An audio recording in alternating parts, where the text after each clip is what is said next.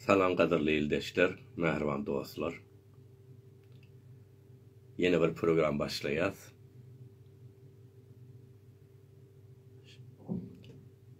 Görünger yine de şol İran'da bolup geçen vakalar bolsa.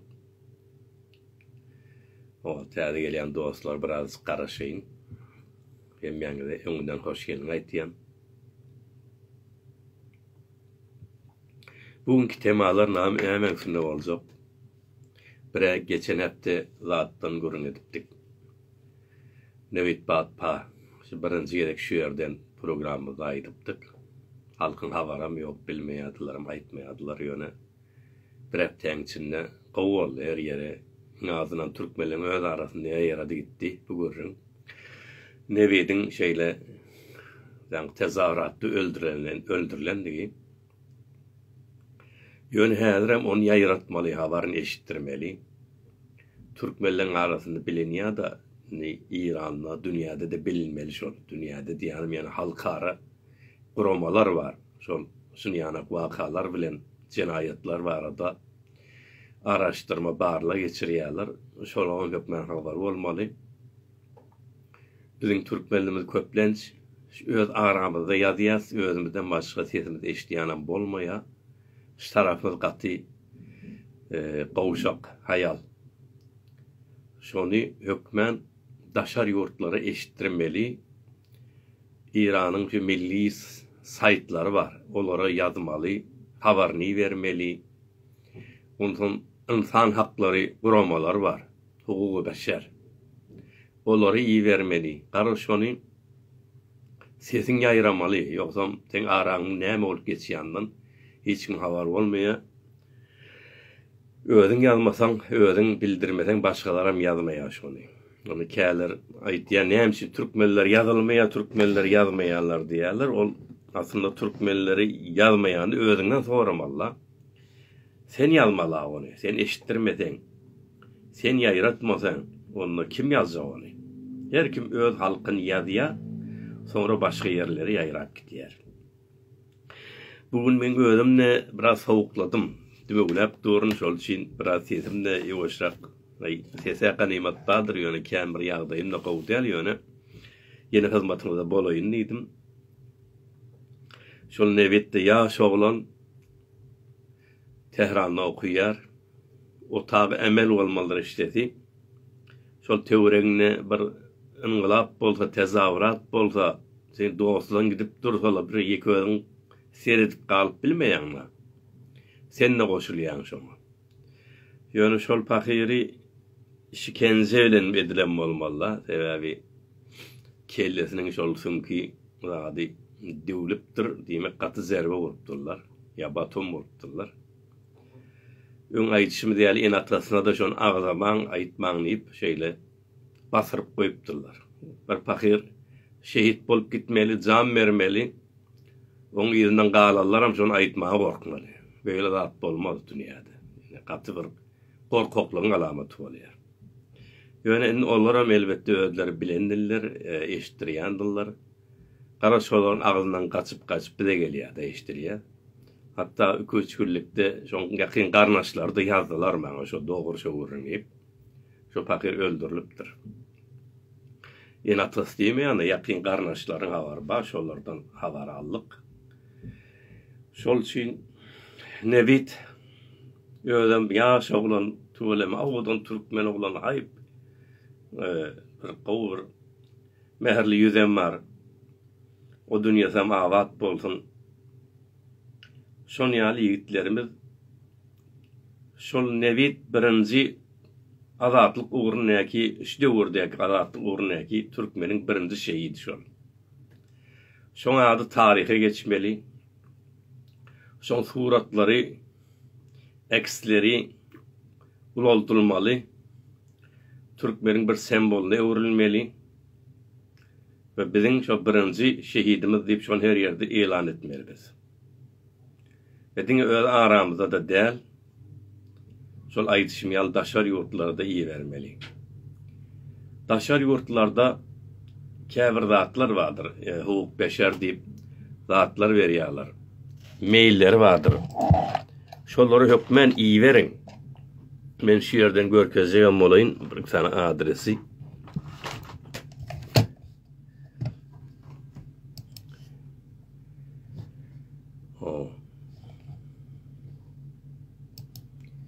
Elbette özüňiz de görýänlersiňiz. Ýöne men bir görkezip geçeýin diýen şu yerden. Şudan şu olallardan hiç zat etmeseňiz hem iň adyna habarlar ýazyp bilersiňiz adyda. Iň adyna habarlar ýazmak, olam ingilisçe urup bu wagtynda näme biraz Google'dan da peýdalanıp terjime etip bolýar. Ýazyp iyi berip bilýäňiz şonu hökmen etmeli. Ol üçin şu taýda men görkezek bolayyn size.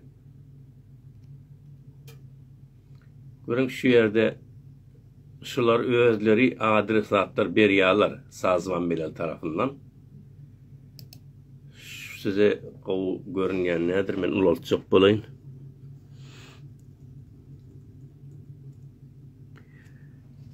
Şulary ýatdaş edin şunu ýaly mailleri, soňra bir zat bolsa gysgaça ingilisçe iyi verin. Iň azyndan türkmenleň arasyndan näme geçýär, näme bolýar? Şol habarlary bolsun. Hemme gül ýalym kadim edildiler türkmenleň arasynda, hiç zat bolman ýatam kadim edildiler. Şu H, R, C, Türkçe, İngilizce, Türkçe diýen, İngilizce, H, R, C. Birden tire var, ýokardan gelýär, underline näde ýokardan. Ýene S, R, ýene bir tire, tor, ture, T, U, R, E. Ýene de et, ýene hadyky, ýa-ky. Mailin eşaraty. U ne? U demek şol sazman melel demek şu ýerde. Nokta O, R, G. Şu yerden görünýändir inşallah. Görüner ýaly bir ýakynlaşdyrdym öýde. Şolary iyi berip durmaly şollar habarlary. Ondan zadım vardır. Hukuk beşerin bir saytı da vardır. Saytının adı Herana. Herana. Men düýünüň özünde de şoldan adı iyi verdim. Bir habar iyi verdim şollara. Olaram hökmen izarlar tanıyıcılar hem de şu taada yayıllaptılar, monteşerde etipdiler şonu. Şon ya Allah'ın adından sesiniz çıkarmalı, yazıp durmalı. Ondan sonra yine bir dere habarlan birem bir yaş olan aktivist, faal ferhengi içtimai zatlarda da faallı. Bizim öz bernamamızda da koşulupdu bir kedek. Nasır tevessülü şolam tutulupdur diýdiler. Tutup ekipdirler ýa-ni itilatlan gelip öýlerine. Nirek delleri belli del, näme delleri belli del. Onum halkymyz eşitip galdym. Yazı olallar, yazsyllar. Özümde ýazjakça hukuk beşere. Bilelikde şolam bileýilen nasır tevessülü akkaladın. Ene görüşüňiz ýaly bir ýurtda bir hereket bolsa, tezarat bolsa, Türkmen yatsa da yatmasa da şol oğdu sıçraya hemme yere. Sebäbi sen nämeseňem bir ýurtda ýaşap ýörsiň. Appalyň bir ondan bolup bilen wakalardan täsir almany geçip bilmeýän bu ýaşallaram täsir alýarlar. Ekmen özlerinden bir ýazanlar baýdy, zadinler näme bir rejimni gara sesleri basyrjak, urjak, hiç kim ses çıkar diýen etjek, aýratynam türkmenler ýaly, bulutçular ýaly, kürtler ýaly bir azlyklaryň arasynda da, etnikleriň arasynda. Şol üçin bizinkilere beter detýärler. Şol suratyny görkezjek häzir men şonu ulanjak bolýan.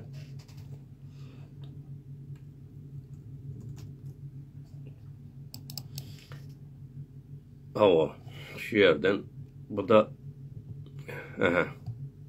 şu bir gün öň alıp gitipdiler öýlerinden. Köpden tarih zada ykjamdy bir ýazýady. Ondan öz bernamamyzda da bir kere goşulupdy. Bular näme damarly türkmen oğullar da hassas bolýarlar. Hakları da wa insanyň öz ýüregi bolup durýan wakalarda bir titremejek bolsa, biraz awyymajak bolsa, biraz etmejek bolsa, insanlygyň bir manysy bolmaýardy. İnsanlygyň görkeden oglanlar indi näme bir da ýazandyr da batdy, başga näme etjek bu oglanlar. Şol şeýle tüsbek diýerler. Garaz islegimiz her nebasym azat bolsun. Öz maşgalasynyň enatasynyň ýanyna gowuşup gelsin, dolanyp gelsin. Dollaryň ýanyna. Biziň elimizden geljegi şonu ýazmak. Ýazanmyz bilen hem ýöne şowun alakan çykarylmaýar, ony al gurrun ýok. Iň azyndan bir sesi eşdilýär. Iň azyndan kimligi belli bolýar. Iň azyndan hemme jinayet, zulüm bolsun da dünýäň habarsyz bolup kalsyn diýen zat bolmaýar iň azyndan gowy tarapy. Bu da biziň nasyrymyz, Nasir Tebessuli. Allah ýardymjysy bolsun. O jan sag, ýaşylyk bolsun inşallah. Yine de geçen zatlarda geçen bir kay bolmuş ol Ahun Furuzeş. Taha Ahun Furuzeş ol meşkuk suratda, gümelli şüpheli suratda ölenligini aýdypdyk. Näme 10 ýyl bir uly bir meriçligi de ýokmuş, hastalygy da ýokmuş. Bir Tehran ektiýalar da ondan sonra da bir saada bir meriçlik ýerine gelmeli adam sagalyp sonra da cenazasy gelýär. Şonun köp adam kabul et bilmedi. Şonda da ýazdylar maňa da. Şu meşkuk şunu, şu adam özüni satmaýardy, şu Ahun gowdy. Hakykatlar aýtýardy, şol üçin öldürildi şu diýip ýazdylar. Men öz borjuma görä şonuň adyny şu programda aýtdym. Aýtdym-la, indi şu wagt şol ödem edil şol 2 gün 3 gün boldumy? Şol pakyryň ogluny tutup ekipdiler. 30 däne şol memniyeti, ittilaty öýlerine dökülüp öýdäki oglanyň maşgalasyny näme bolsa telefonlaryny ýygnap, kompýuterlerini alyp näme diýen şo duruşuna pakyrlar gorkuzyp, 30 adam bir pakyer ýaş oglan tutmak üçin olam Arabistanda okap giripdir. Bahana da o zatlary bizim dostumuz, kadırlı dostumuz Sadık Recepyan şol Ahun Furuzeş'in öz dostu. Şu arada da bir malumatları var, habarları var. Şon dilinden eşdeýliň, göreýli bir Sadık şu ýerde mi? Sadık şu ýerde bolsa ben onu çağırayın. Şems sen häzir Şems iyi beripdir. Şems sen biraz garaşa häzir. Men seni soňra alaryn. Ady bilen. Häzir biz Sadyky dinläýliň. Sadyk şu ýerde bolsa maňa iyi bersin. Sonra nobat bilen başga dostlarym görünmerjek bolsa olar da dinler. Hawa. Sadyk dinleýär. Hawa Sadyk gelýär.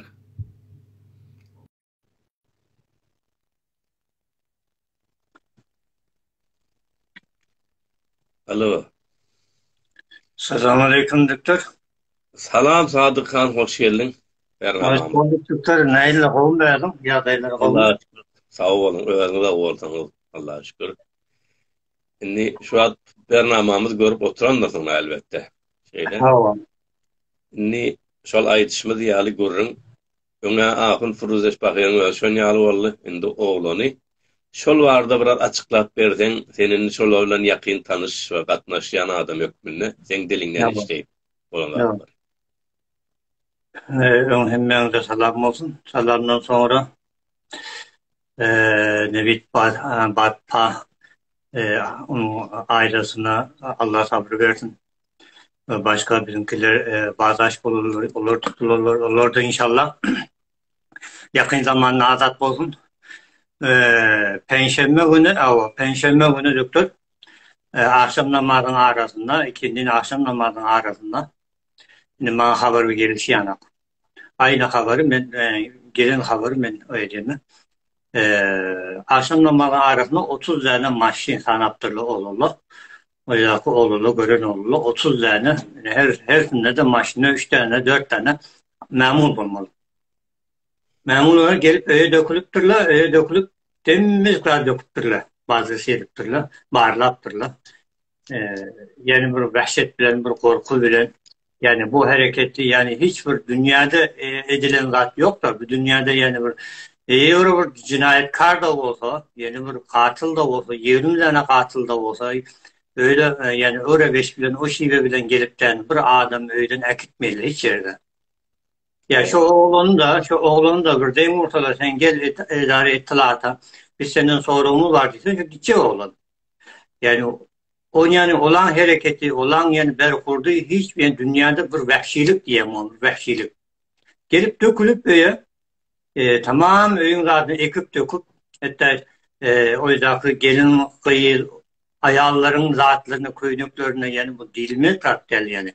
Ulan zatlarına böyle yani iyi bir yani insanın bir ahlakını içecek işten de döküp böyle şolarda korku salıp olur, vahşet bilen korku salıp şolarda oğlunun elini çekip bunu bazdaş edip yani öldürülen akidiyelerine o bu yanına o küçük oğlu var Amir deyip onu da eki çekmişler.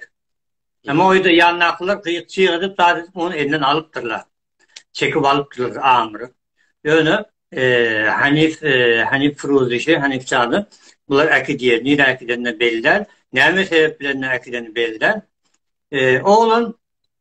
Oğlan Naçi'yle olmayacak. Öyle atasının üstüyle yolladı onu Medine'de e, ilahiyat dersi okudu. Dini dersi. Yani yurt dışında okumak yani zor mu? Yurt dışında bir tahsil etmek zor mu? Meğer İran'daki mesullerin Nizam-ı Cumhuriyet İslam'ın oğulları Amerika'da, Kanada'da İngilizce okumuyor. Hatta okuyor ki hiç. Hatta milletin bütçesiyle okuyor. Hem de o yüzden egameti da var. Yani olur diyorum. Ve İran halkına diyorum. İran milletine diyorum. İran fakirlerine, İran milletlerine diyorum. Olur diyorum der. Yani bu rebeş, bu şive yani bu korku bilen gelip tutup alıp gitme yani bu ahlaki taraftan hiçbir yani hukuku beşeri taraftan burada doğrudan yani bu hareket mühim. Tamam. Evet. Hanif neçe yaşında Edil Şuat Arabistan'da okuyor mu ya ön okap geldi mi? Yok, ön okudu bu atası dedesi bu vaka bulun soranı geri bilmedi cinazasına. Sonra geldi. Bir aydan sonra geldi o. Şimdi şu atası ölüptür daha dedikti. Geri bilmedi sonra geldi. Yani her kim oydu okudu. Arabistan'da okudu. Ne mi? Ödüm ki böyle musallesi o deyip bırak becerip durla öyle yallarına. Yani Arabistan'a sen gitsen mi? Ben zor. Yani ben öldüm Arabistan'a gittim. 2010'la yani haftada haçta ben gittim. Şu olayım 2010'la olayım. Haftada hafta oldu. Ben gittim. Mekke'ye geldim. Yani şunun hatırına da beni çağırdı eder kulli itilat. Bazı gittim benden. Yani kimi gördün, kimi eştin, kim bilen oturdun, kim bilen gezdin. Dağıtlarını ekip döktüler de furut kaldı. Hiç tatlı yok bizde yani. Alpatan yani biz oyda gidip yani silah getirip ya biz ölümden gidip yani bir unyalak getiren adım yok. Ziyarete edip geldik. Yok enne eğer şon yani olsa nemşin okuymağa ruhsat ettiği devlet Arabistan'da. Memnu kadağın deyip aysa olmuyor mu? Şuna gitmeye. Aytmıyor da o yani okuyup gelirler sonra bazı şey diye. Hatta bizim gençler de hani Arabistan, Medine'de, Mekke'de okuyup tahsili doğruluğu hali gelmeyen süre yurt dışına gidiyordu. Ben olur tanıyorum mesela. Gidilmeli. Ne mi gidilmeli? Şu İran Vezaret İttilat Sıfabla hemen bazı şey diye. Tertip feşarda okuyor hala nereye geleceği başına belli der. Şimdi şu mesele 30 adam maşin bulup gelmegi bir normal da yani Normalde itilat çağırdı öyle var zat diye. Şol yan ahun Firuziş'in ölümü de şüpheli. Şol bilen bağlantılı olup bilir mi şu mesele? Olabilir ama yani şöyle mesela bunlar mesela şu bir haber birine iyi verip mi, bir haber birden gelip mi, şu şüpheli zatları ayıptırla mı, şu zatların sebebi olabilir yani başka bir sebep yok onda. Mesela Nemet o değadesi oğlum şekli olup bilir öldürmekine. Tamam. Bir yerde gurun veriptir mi burada ediptir mi? Yok oğlun öyle oğlun değil de gurun verip ya bulan ailesine, hanavadasında böyle bir zat yok. Birbirine musabe etsin, birbirine gurun etsin. Böyle zatları yok bunların. Ya o haber. Ben Şu mesele var mı diýen, şu wagt İranyň özü bahana gözleýär, töwerekdäki ýurtlaryň birlen uruşmak üçin. Aýratynam şol Arabistan bilen da ades gelýär da. Bahane Arabistan şu zatlar goldaýar diýip, şol üçin Arabistany okuýanlaryň üzerinde bir fil bahane dörüp, bir il tutjak, aljak, basyrjak, şykalar şu taýda bir zat ulatjak bu diýen bir bahane bilen dawa, jenjel, biraz hassasiyetli atlary. Şol Arabistany etjek işin şu oglanlara urýan bu diýen o bahane bilen. Ha o da şöyle olur yani doktor. Yani Arabistan'dan ya kim gitse Arabistan'da okusa ya gelse bir yere gitse Mekke ise Hac'a gitse bunlar hem bazıyet ya sonraya. Hiç tat yok ya. Hiç tat yok. Arabistan'ı öğrene bir düşman beceriktir. Arabistan'ı öğrene bir yani bir vahşet millete vahşet beceriktir. Bilmiyorum. Öğrenki okumalı, Amerika'da tahsil etmeli, gezmeli, Kanada'dır, Niğde. Ama biz Arabistan'ı, biz Mekke'yi ziyarete gitsek, biz yani bu düşmanı muanadın, bir keşferi muanada gidip yani biz olabilen oturup durun. Ya her gün gidiyoruz, ziyarete gidiyorlar, gidip yani buraya, onlarda bir paylanan zat yok, verilen zat yok da. Yani bu millete oğullarda da ken eksler de çap paşvalla. Diskolarda, qıyırları, oğulları oynayıp diskolarda. O şöyle. Oğulları giyen İngilizler de ahıl nemdin Avrupa'ylardan beter. Ahurlan qıyırları öldürdi. Şunlar açın görünüyor deyip milleti öldürmeli, zindana basmalı. Bir näçe saat oglanam mara, dinin etdiýän işin, dinin emrini etdiýän kadiýaşlar. Allah. Din halka da size ýokmy? Onlara ýokmy? Yani onlara bolmaly, bile bolmaly däl da, yani millete bolmaly. Awa, burada zindanyň özüne tejawüz edip diýerler adamlara da atlar da. O dinde bamşulatlar. Yok, yok da hiçbir din ya. Bunlar meşrutuna aýdyp berem, bulan getiren din, work eden din, tarif eden din däl. Aqide de der, bular bavar da der. Yani neden gelipdir, näme maksat bilen, näme hedef bilen gelipdir? Hedef maksat şu ki benim bilişimi, bular dini İslam'ı tahrip etme, aqide İslam'ı tahrip etme, başka hiçbir ontu yok. Bu din der, bu hükümeti Cumhuriyet İslam'ı work din der, bunu hiç kim inanıp görmem. Yani bu batıllar, iptallar hiç kim bunu kabul etmiyor da dünya da kabul etmiyor bunun akidesini, bunun şivesini, izadını, hareketini dünya da kabul etmiyor. Sadık hal, köp sağ ol. Tanrı yalkasın. Başka sözünüz olsa men hizmatta. Bolya, sağ otur yok. Sen devam et, bize dinlerken. Sağ olun, hormatly dostum, Sadık Özdebeyan. Beren gözleriniz için. Başka dostlarım olsa da alar. Şu yerde dinge men bir zat ýadyma düşdi, şol öýden kompýuter zatlarym alyp gitipdiler daýanky Henefin. Inni mundan 15 ýyl öň meni bir zatda Sehra neşriýämizi çykarýan wagtymyzda şonna ittilat giýje men ýygymna ahyrky döwürlerde de beter etdiler da şu Ahmedinejad gelende ýalan zatlarym üçin. Şonna hem telefon kontrol, hem ýygyma düşýärler, hem bir ýerde bir şundan bir taf bolmarmy diýärler da tutmak üçin bir zat için. Olar ýanyma gelýärler, maňa pişnahat berýärler, kabul edemok, tehdit etýärler, kabul edemok. Ondan bir hili muny bir ýerde boka bastyrmak diýär, şey etdiler gelýärdi. Bir gelip gördüm, biz öýde ýok wagtymyzda kompýuterimi alyp gitipdiler. Kompýuterimi. Onu kime şek edecek, kimle gidip bilecek, her kim. Burada o vakti meyani doktoramla da adam edemok. Savunma, defa yana beremok.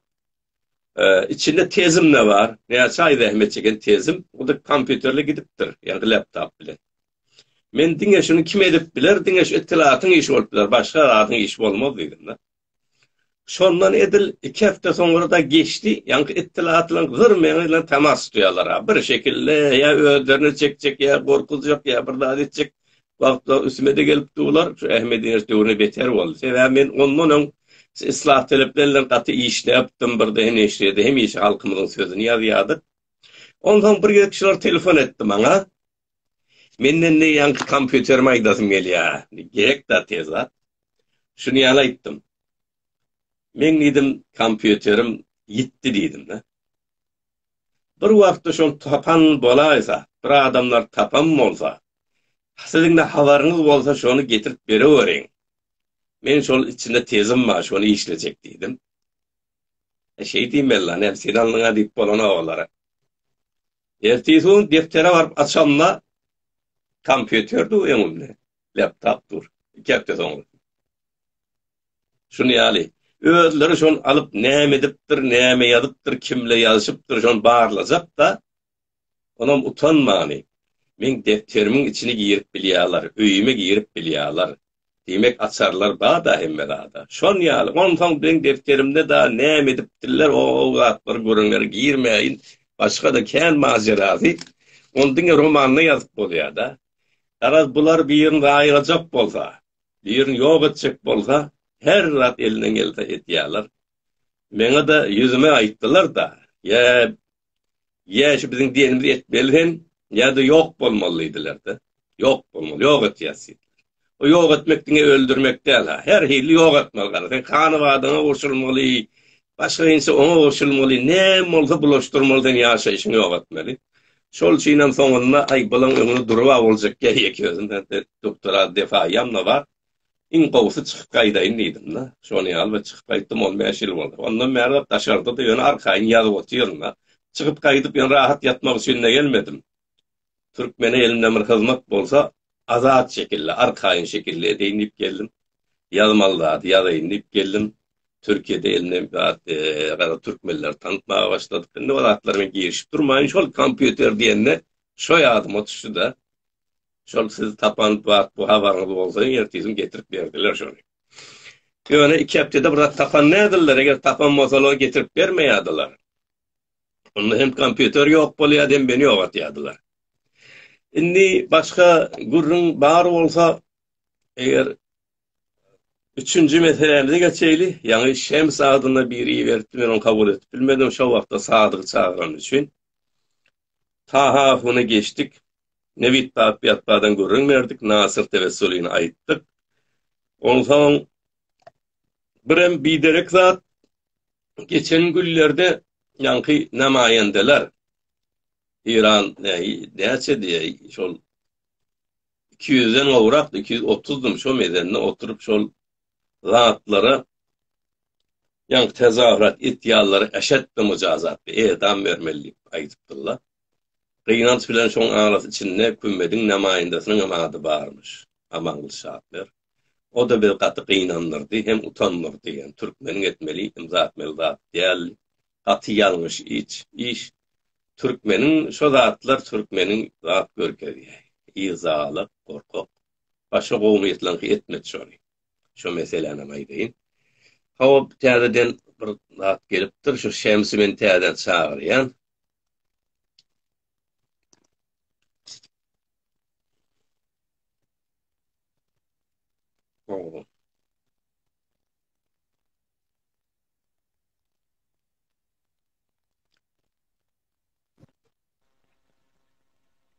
Karaşy oturýarym bassym. Hem giyip bilmän oňmy. Geldiňmi?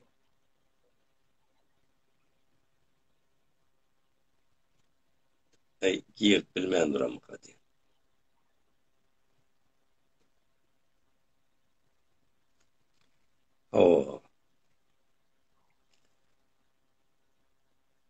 Olya, yani yeni bir girecek bol biraz karaşayın.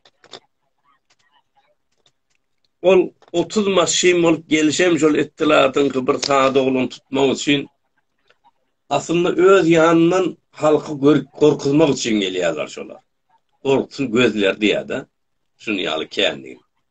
Ama aňyrsyn sersin özleri korkunsan gelýärler. Bir zatdan korkmasalar şu şeraýatda öňkü boluşy al çağırardylar da. Demek bir zatdan korkulları için, şu korkuların için basırmak için 30 maşym bolup gelýärler. Türkmenlerin arasında da korkyn. Göz aralarını korkyanlıklarını belli etýärler Türkmenlerden. Şems girip bildiňmi? Men azat görmeýän aýdyň. Olya, kara sorak zadyňyz bolsa, onda men hyzmatda bolayyn. Kä dostlarım şol lider yok Türkmenlerin arasında diýip aýtýarlar. Lider bolsat diye. O lideren bilýän da, o bir günne bolýan da, o Mevlevi Abdülhamid bir ömür zähmet çeken adam. Halk arasında tananmaly, inan geçmeli.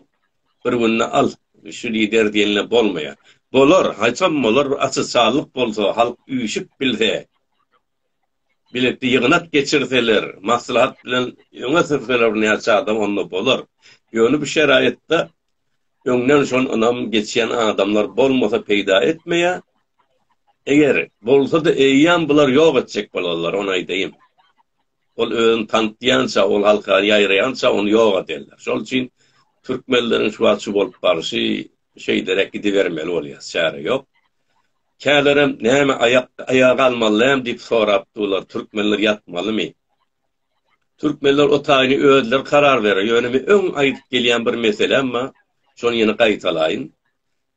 Türkmenler eger galjak bolsa, şu vilayetleriň galan wagty almaly. Bilelikde. Ýoksa näme derler, şol buluşlaryň başyna getirişi ýaly, bular tez ýederler telep diýip ellerinden gelen ederler. Kürtlerin arasında yetişýäli. Ýöne vilayetlerle bile bolsa, onu etip bilmezler. Tez ýetelep diýip, kimmes bile bolýar da. Şo meseleni men öňe aýdypdym, ýene gaýtalayyn. Şol üçin biz halka ýol görkezip bilmeýäs, biz halkyň sesi bolup bilýäs. Ýöne käbir pikirlerimizi öňe sürýäs. Şol pikirleň birdeşi, eger çykmak, öňe zat bolmak türkmennaý çykypam duran nädir türkmenler? Türkmen beter uruş dawa bolmasa kellek göçmede. Yani tezahüratlı işi ýokdur. Ýöne eger tezahürat boljak da bolsa, bir öz bolmaly da türkmenleň. Bir özüň bolsa seni ýen tez ýetelep diýip başga farslar sana esas etjek bolarlar. Olar bilen bile çyksaňyz bolmaz ýani. Şu wagtdan şu rejimiň ola honda adyşy başarsa şonu savaşdan gyýyp bulustan arna jeňi duruzjak, Kürtlerde duruzjak, başarsa da türkmenlerde duruzjak. Soňra şu Tehran näkini şol gowmiýetleriň arasynda çykyp bir savaş jeňi dahyly döretjek bolýar. Şol ýagdaý şoňa gaty dikkatli durmaly. Buluslarym gaty sabırly dur şu wagt. Yani ýoksa olaram ýara alyp uruşup biljek, etmeýärler. Şol rejimiň şol hedefini bilýärler da. Şu savaşa geçirecek bolup durýar. Hatta teziyetele hiç zat şu arda vermediğine İran deyip şu ar verýärler. Kürtler hem şeyle, değil mi? İran deyip şu ar verýär. İran şundan. Kürt diýse, o buluş diýse, ýam olar bahane etjek teziyetele deyip Türkmenlerimiz hem şonu ýaly. Häzir şu İran, häzir diýmeni İranla bile gitmek, häzir de geleceğimiz hem bağlymız hem şu ýerde da. Ýene de şu halkla ýaşamaly. Şu ýerde hakymyz aljak bolmaly. Şol üçin bile ýöreseň göremeli. Yeke Türkmen bolup da öňkýalyk basyljak, uruljak boljak, hiç gerek ýok diýen şoň. Ýene özüňiz gowul edersiňiz bu diňe meniň pikirim. Bir adam pikir. Indi sorag zat ýok bolsa, şems girip bilmedi, men size sag bolsun aýtýaryn. Ýene de bir gerek şol nämeden görüňet geçik bir Nevit Padan görüňetdik. Allah rahmet eylesin, mekany cennet bolsun. Nasıl Tevessülü'den görüňetdik. Tutup etdiler. Sagaman gelsin, sagaman oguşsun. Eçer maşgalatyna. Henifden görüňetdik Agum Firuzişin. Olam sagaman gelsin inşallah. Türkmen halkyna parahat ýaşy şardy etýäs. Aýdyşymyz ýaly öňün başlamna näme diýipdik, bu hereket dewam eder. Diňe bir hepde del, hemişe dewam etjek bundan sonra. Ine 59-njy günde geldik şu gün. Häzir şol şertlere göre biz öz kararymyz bereriz. Ebebi basym tükönjek bir waka däl. Ilerde uzun ýollar var. Uzun ýollarda da ele akıl akla öz ýolumy seçersem öňe gider inşallah. Beter howlukmaga da gerek ýok. Sag bolun, Taňry ýalkasyn. Häzir men çykýan.